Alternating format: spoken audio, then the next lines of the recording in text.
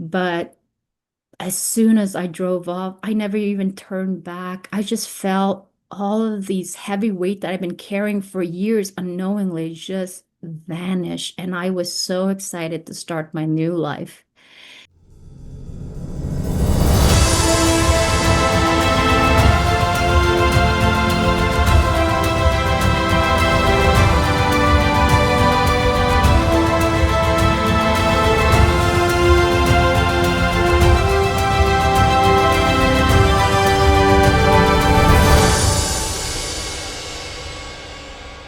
When life's visible and hidden battles make you doubt that peace, love, and full on living are possible, We Win Within brings the proof.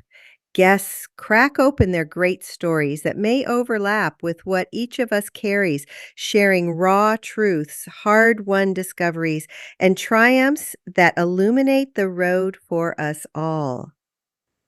I'm Hindy Stegman, daughter of Holocaust survivors, speaker, coach, and fellow journeyer in life, inviting you to listen, look inside, and claim the champion already rising in your heart. Okay, so hi everybody.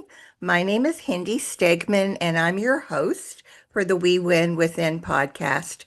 And today you're really in for a treat. We have an incredible woman who's going to be sharing her amazing story of how she got from point A to point Z. Her name is Ry Duong, and she's going to really enlighten us on something that is so important, especially for women. So, hi, Ree. Hello, Hindi, and I love your podcast called Win Within. It resonates so much with me. Resonate and not resignate, but resonate. Beautiful. So, Ree, do you want to start with your childhood?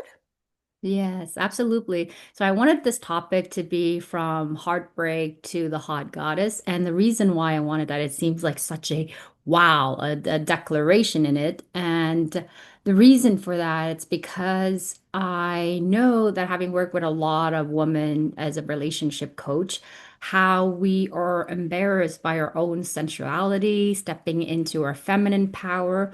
And this is from a girl who, when I was very, very young in the Asian culture, sex and sensuality was seen as dirty, shameful, sinful, as a matter of fact.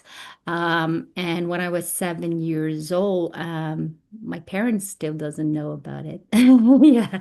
So my parent doesn't know about it. My boyfriend and my a few close friend knows about it, but I think it's important to talk about it. I was sexually molested by a teacher.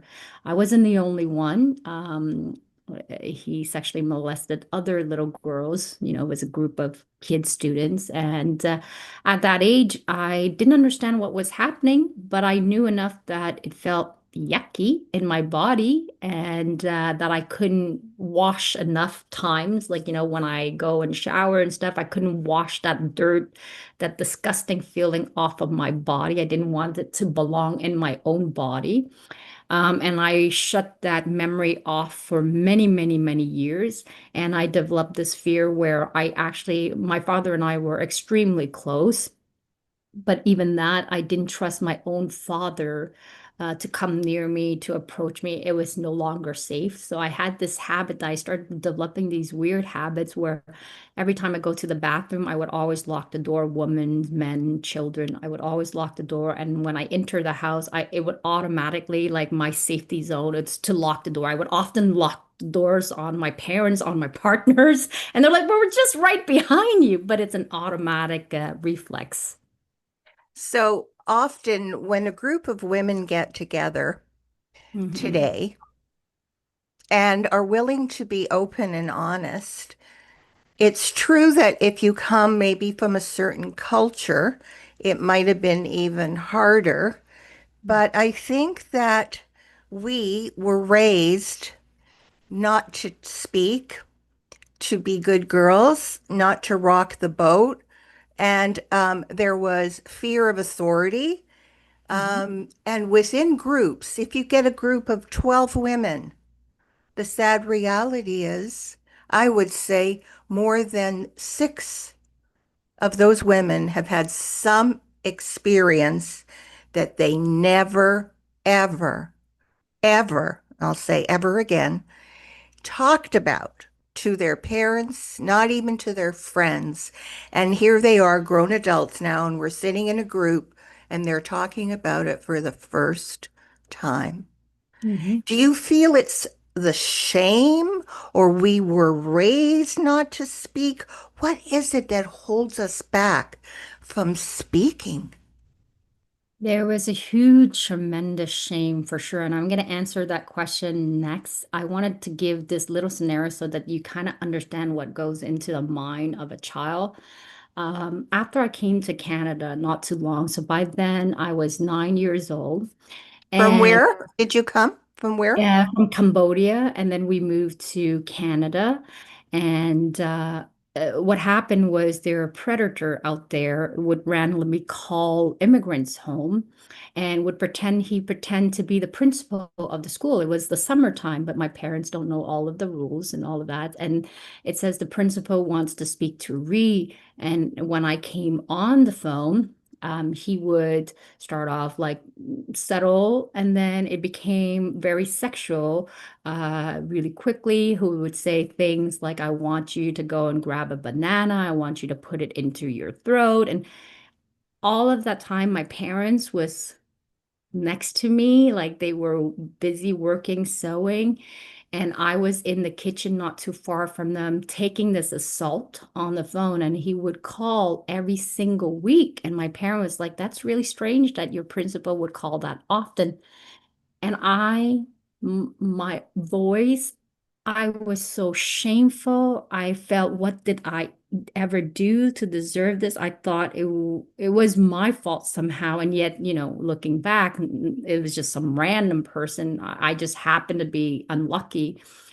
And I never told my parents. I couldn't build up the courage because I just felt like I was assaulted, and to reveal that assault, for somehow it feels like I was weak. I don't quite understand why I wasn't able to express it to my parents.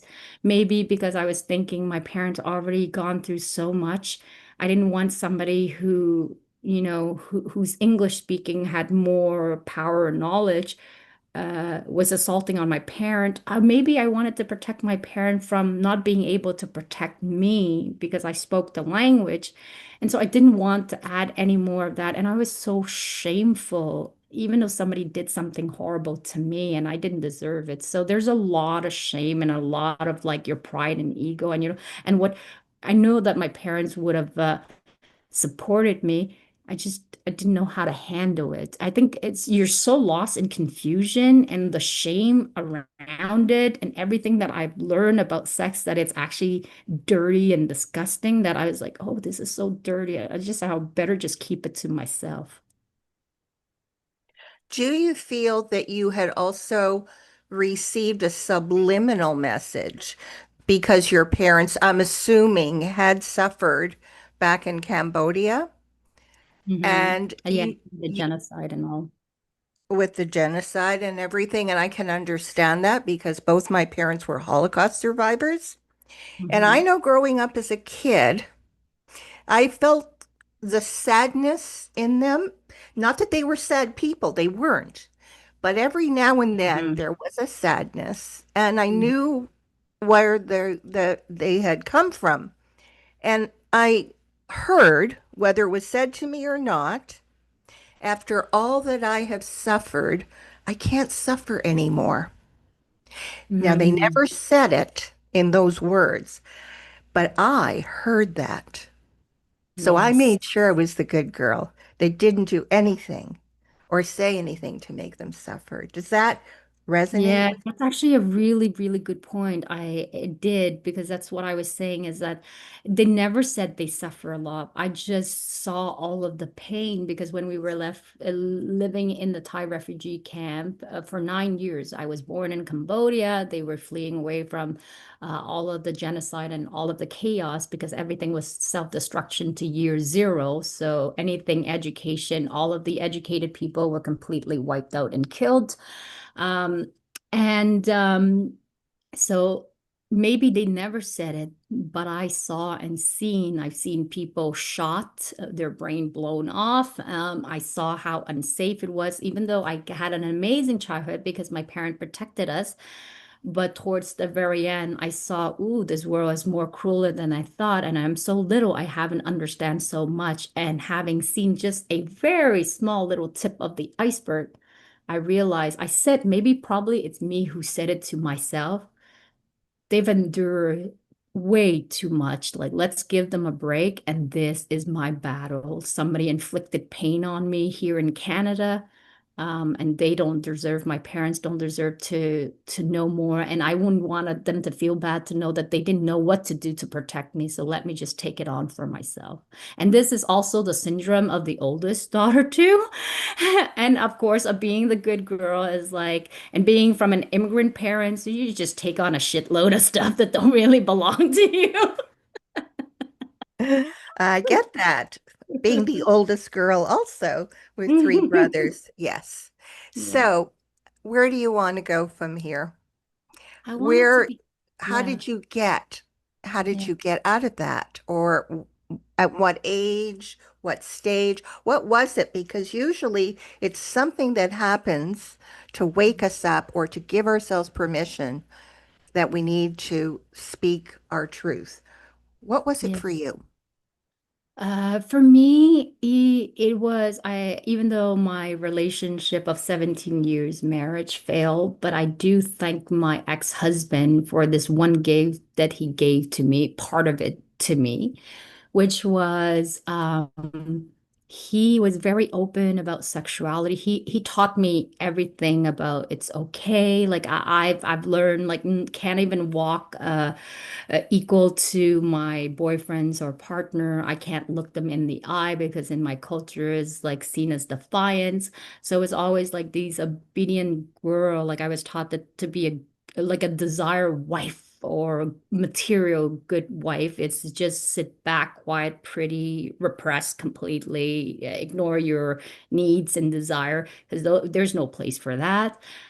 So he taught me to come out of my shell that it's okay to hold hand. Like I couldn't even hold hand of my boyfriend in public because it's like, oh no, we're not. That's only reserved in the bedroom. Like that's between a man and a woman. And display of affection. No, no, no. Like my parents would always make comment like, "Do you guys have the kiss in front of us?" Like, I was like, "Oh, okay. Am I doing something wrong?" And then I had to like search myself. No, but this is okay. This is maybe it's not in the Asian culture as seen as good thing, but this is how I feel good. This is my zone. So I might not overdo it. I'll be mindful of not overdoing in front of them, but let me be me. But basically, my ex-husband had a very positive view about sexuality and that it could actually, rather it being something dirty between two healthy individuals who love each other, I mean, healthy at the time, who love each other, that sexuality and sensuality could be a very beautiful thing and an expansive thing. So little by little, I've learned the rope and he showed me and be open and really tapping into my sensuality allows me because I realized that the moment I gave myself the permission to feel all of these imperfection and all of that dirtiness that I used to feel when I was taken advantage of, kind of evaporated because now there's no more shame. It's like I saw the light of something possibly not monstrous, but beautiful between two people who actually love each other. And when I tap into my sensuality and my sexuality, I feel like all of these creativity, my clarity, it is extremely expansive. To repress anything that is part of humanity, sex is very normal. A fundamental need, as a matter of fact. I was told by my culture, it is not a fundamental need. That is like not even part of the radar. Not even last, not even a part of the radar. Um, that in order to tap into my full power, me standing in my feminine energy and declaring like me as a woman, I am sensual. I am this woman who is like a goddess. I am magnetic. I am in my full power. It is extremely empowering. So, different people Beautiful. are different, but I am a very sensual, sexual human being. And for many years, I repressed it out. But now that I stepped into my own power, I feel way, way more empowered than I could ever be. Just for curiosity, Ree, did Yeah. you tell your ex-husband of what Uh, you went through, or did you hold it inside? I didn't tell him at the very beginning. It took many, many years after we were married that I revealed to him what I've gone through. Yeah, there was still shame, because they were still like, if I tell him, what would he think of me? What was I'm, when you're a kid, you think you caused something, even if you didn't do it, you think you're the cause, like why you? Or well, there must be something about you. Maybe you're too pretty, maybe you're too this, maybe you're too nice.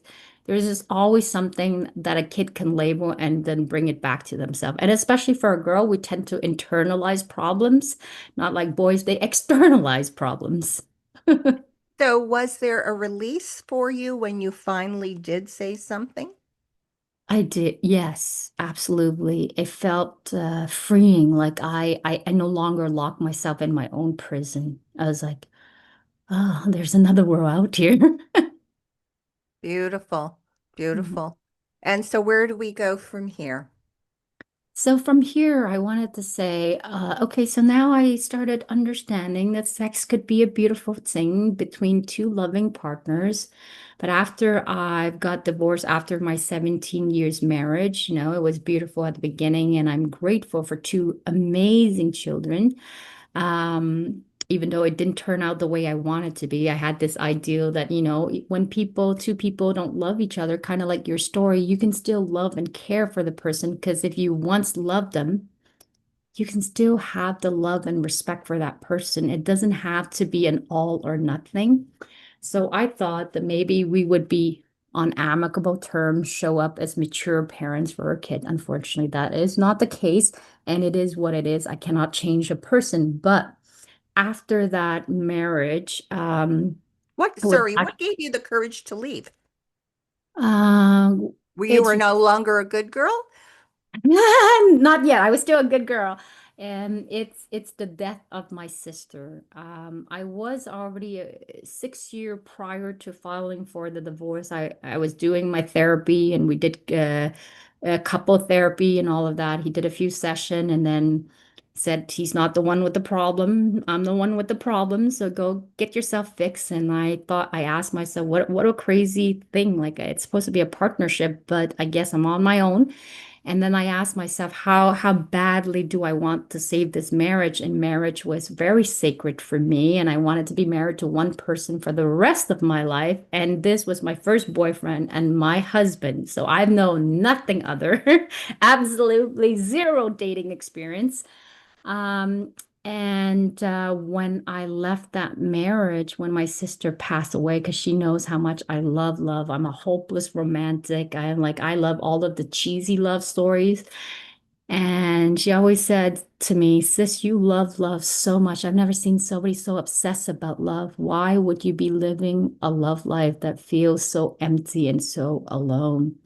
So when she died, I took that on as like, I don't want to live this life anymore. I want to live true to me. And even that means being completely alone for the rest of my life, living with five different cats or 10 different cat, I'm gonna be okay because I had this thing where my ex-husband had told me when he didn't want me to file for a divorce. He said, after 30 is down the drain because I was like in my 30s. After 30 is down the drain. She got stretch marks, she got two kids. Which man would actually desire you or want you? And I thought, yeah, maybe you are right. But you know what? This is not it. This is not the life I'm meant to live. And I'm not living knowing that my sister died, that I'm gonna waste this beautiful 30 years I spend with my sister. I'm gonna step into my authentic self. I don't even know how that looks like, but I'm gonna take a gamble on myself and I choose me. So that's why I wrote the book as an inspiration after my sister Choose You, Choose Happiness, Finding Love the Right Way, which made Wow. it a bestseller. Beautiful. Well, kudos that you did choose yourself and that you had the courage. And a lot of times it takes something really big to give us the impetus to say, yes, I won't take this no more. Yeah, And unfortunately. how was that then? You were out on your own, you had two kids, Mhm. and It was scary as heck, I can tell you this.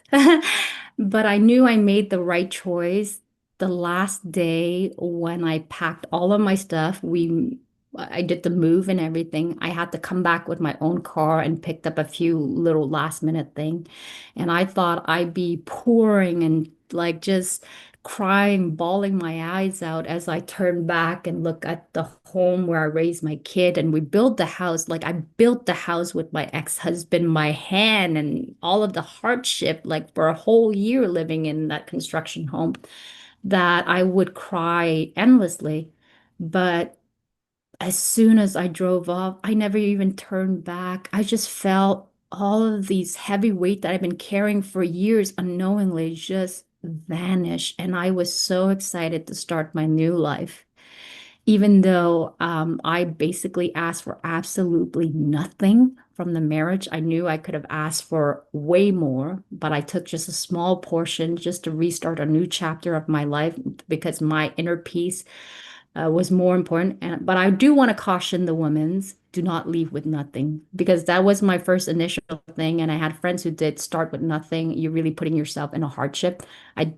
Was smart enough to ask for just a little to give me a little extra boost and terrified living on my own.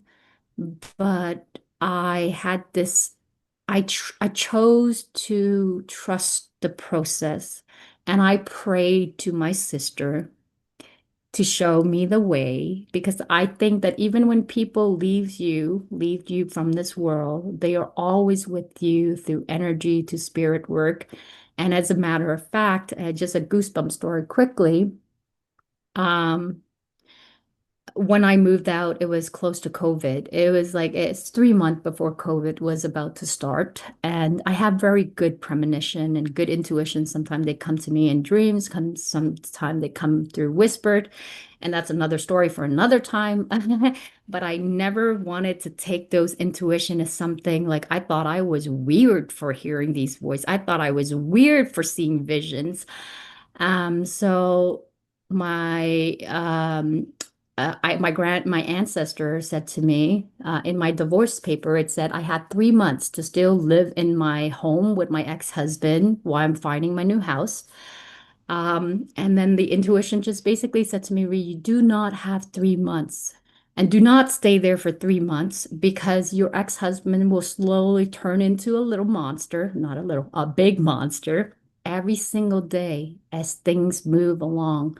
He'll start changing and morphing." I'm like, no, that's impossible. Right now, like we have such a good relationship. So that's why I got this false idea that we would still be friends after we're separated.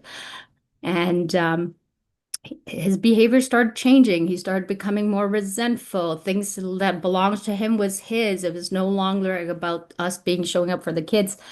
And I had an intuition that told me that something major is about to take place, and not knowing was COVID. Something major is about to happen all around the globe. And so you better be ready and pack and find a home in 3 weeks. That means find a home in 3 weeks, find a notary. There's no notary that you can find in 3 weeks to be able to clear all of that. So I listened to the intuition and I didn't understand what it was saying, but I decided at first I'm skeptical. I did it.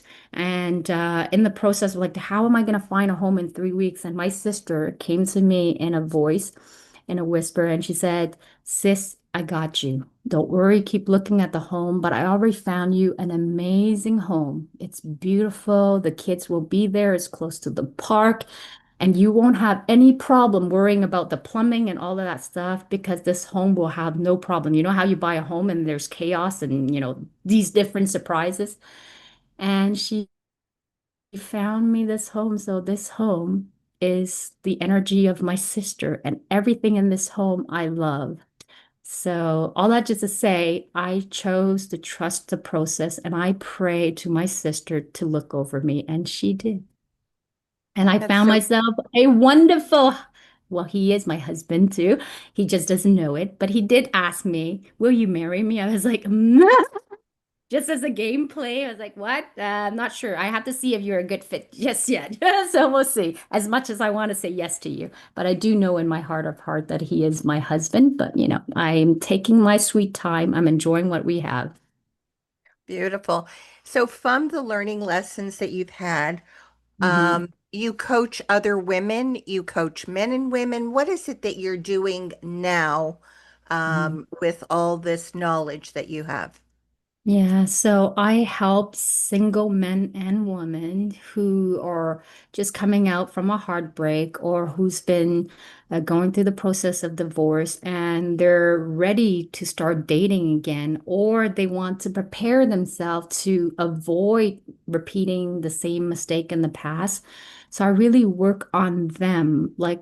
You of course, they come to me about, like, I want to find a partner. Okay, that is what you want, but I will deliver what you truly need, which is winning from within, kind of like your thing is teaching them the right tools to love yourself properly, to be in a space where you don't have to be completely healed, but have the self-awareness and the right tool to learn to love yourself first. Because when you are the woman who is in love with her life, who has ambition, who has goal, and you're smiling and you're radiating and you have supportive friends, that's a fucking chick that everybody wants to hang out with. And the man are naturally going to gravitate toward you. And the right quality men, when you're a high quality woman, because now you're like, you're no longer at playing at the very bottom of the rate. You vibrate so highly and so bright that the right man will be drawn to you.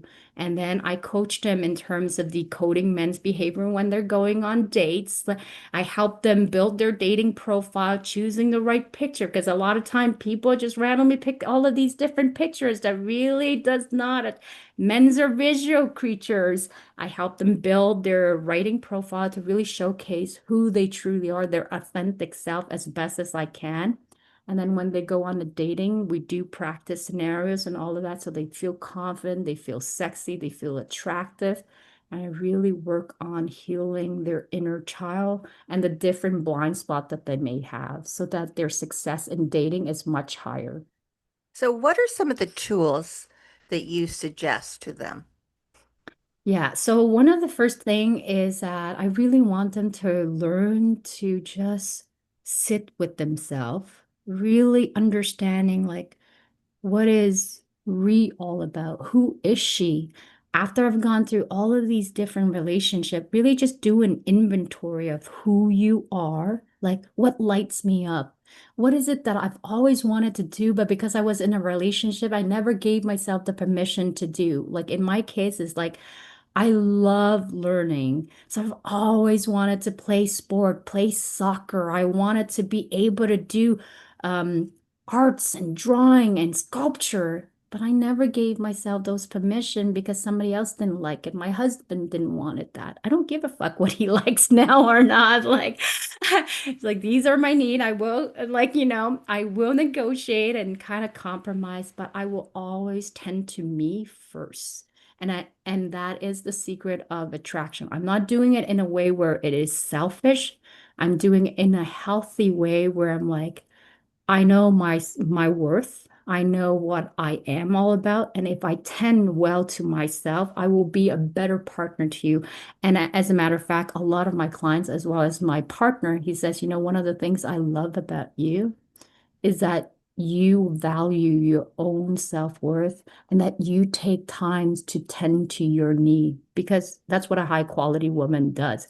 So I teach them to become a high quality woman. I teach them what that means to be confident, to know that it's not the relationship you're seeking to attract. It's to become this woman that men cannot resist. Is to be so good in your own skin that even if you have the man you chose them, they have to qualify to be a part of your amazing life, is that you're so selective on the right kind of men. You won't just settle for any good enough men, but the right fit men for you, that you become this person who, whether you have a relationship or not, you're totally fine because you never have a guarantee when you go into a relationship. It may be beautiful for the first year. It may be beautiful for 5 years. It may be beautiful for 20 years, but it's never a guarantee. And if that relationship fail, you're going to be totally fine. You're unshakable by the outside circumstances because your cup is so full. Do you believe that in order to get to that place, Hmm. that you really have to look at yourself naked, totally naked, Mm, and release all the external and go deep inside? What really is my heart's desire? mhm, And who am I right now? mhm, Because I may not be congruent with what my heart's desire is. mhm, And so it's easy to make a list. I want the man to be this, this, this, and this. And you have this wonderful mhm, list. But who am I really? And am I mhm, still angry? Am I still resentful? Have I mhm. forgiven myself, especially? And unless they do the look at yourself naked, really put down everything, release that in order then to, it's like washing your face and cleansing and toning, and then you can build yourself with makeup and everything else. But you're not going Mhm. to put makeup on a dirty face. Mhm. So the same thing with, and it's scary, isn't it? Don't you Yeah, find that it's scary terrifying. to really look at yourself? You know, many people don't even want to look in the mirror and look Mm. at themselves naked Yeah, yeah. I can because only imagine. we have to accept ourselves from where I am here. Hmm. What do I want to release? Hmm. And do you find that some of the people you work with, they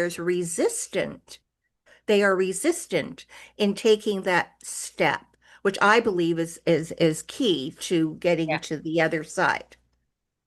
Absolutely. And to answer your question, it really, I use different approach because that's there's no like a cookie cutter formula Right. for everybody because everybody what each client that I work with, I've come to learn about their strengths and their weaknesses, and I have downloads and really sharp intuition. So I know how they're going to be receptive to the things.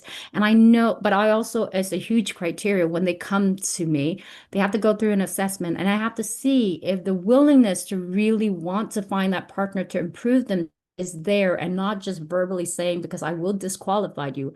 There's no point for me to work with you when you're not even ready to put in that work and that effort. You're wasting my time and I'm wasting your time. So that's not a good fit for us. So not everybody gets to qualify to be working with me. But let's say you do, you have an openness, you want to learn and you want to work on yourself. So the mirror exercise of looking at yourself naked, some people are ready and some aren't. And it's okay. There's no like you must. I encourage it if you can. But if you can, there's other ways to go around it to eventually get to that point. But I agree with you 100%. You need to be able to look at yourself naked in all of its imperfection, but that takes a level of self-confidence. It takes practice to get there. Today, I often dance. And I used to do this on my Facebook where I just dance. It's almost barely naked because I am very sensual and I don't want the other woman because one of the hugest thing that I get pissed off with society is women struggling with their body image. And I'm so fed up with that because you see all of these perfection of like these sculpture mannequin women, but they're all gone through filters and makeup. No, where is the real woman and with all kinds of different shape? And you know what? I'm so glad I have a mother who loves herself, who understands, she always tells me, Ree, no matter what body shape you had, she went from a super skinny woman to having 6 kids to now having a little bit more weight on her. And she says, you can always feel amazing in your own body. It's you who have to learn to love it. If you don't love your own body, your husband will not enjoy it and other people will see it. So, whatever body shape you have, there's always something amazing. You have to focus on what's good from it. And if there's things you want to improve, you can work on that. So, learning from my mother, I often stand in front of the mirror naked and I love music. So I'd be dancing some weird, wacky music and I'm looking and I get these positive thing. Maybe I have a defect in a positive way because every part of the body that I have, I see my stretch mark. I see like I got these like things, these wings under, but I look at my body and somehow through my eyes, through my messed up lens of eyes, I'm like, well, that's a really nice body, right? But I'm caught. I never like, yes, there are things like under my thighs. I wish like it had a little bit less, less weight.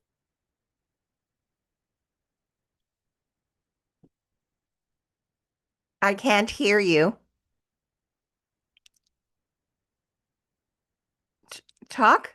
Yes. So can you hear me? Okay, you're Okay. Okay. back. Yeah. Phew. Okay. But I love me for me. And I love that when I'm looking at the mirror, I see all these imperfection and I said, you know what? It's okay, Ree. Like you are beautiful in the best way possible and you have time to work on all of these things. And if you truly look at every single body, even the model, there is imperfection. So what you gonna do about it? This is the body you got other amazing quality. And I say this to the woman, if there's something you're insecure about your body, don't voice it openly to your partner and expect them to compliment you over it because they probably look at your body and they don't even see the defect. And if he says, I love your handles, I love the fats on your butt, he means it. Like, don't just say, I hate it. Like, and I heard this about a man. He's like, I've loved those handle on my wife. But when I give her that compliment, she rejects me and it turns him off. So don't do that. I forgot what the Beautiful. question was, but coming back to the body and the image is that you have to build up to it and you do have to do the work within yourself. But here's the key thing. You don't have to be completely healed to find the right partner. You just have to find the compatible partner who's on a similar journey of healing as you are. I am not completely fully fixed and healed, but I have an amazing partner who's gone through difficult divorce and situation that are similar to me, and we have very much of a similar shared value. Admittedly, we are still man and woman, so there is still difference to us. We have to learn to adjust to our differences, learn to work together. It's not always easy, but in the majority of time, 85%, 95% of the time, we do have a very smooth sailing because we have a very loving and beautiful way of communicating between us. It's always coming from a space of compassion and of understanding. When one talks, the other doesn't talk. We listen and we try to always put each other in the other person's shoe to see where is she coming from to try to understand and the same vice versa. So all that just to say, you don't have to be completely healed. You just have to be open enough to be willing to do the work, to have enough self-awareness to find a partner that sees you and doesn't trigger your wounds. I had an ex-husband. Every time I was in a bad mood, he was only trying to help, but whatever he was trying to help only trigger shit in me that made me more upset, that made me more pissed off. I'm like, why can't you just say the right thing? And it's not his fault because we were not compatible. And my current partner that I'm with, I could have the most horrible, horrible day. And he says just one thing or one hug, and it makes all of my problems just melt away. That is so beautiful. Well, we're Thank coming to the end of our time, and it was so beautiful listening to you. And as a woman who has a few extra pounds, and I do know what love handles look like, you. um, I have reached a point in my life, thank God, that I love myself, accept myself just as I am. If I was a few pounds less, God bless, that would be great. And if not, that's okay too. So, Ree, what would you give us one pearl of wisdom that you would like to end with? I want you to just give yourself the permission to be curious of what an amazing life could look like for you.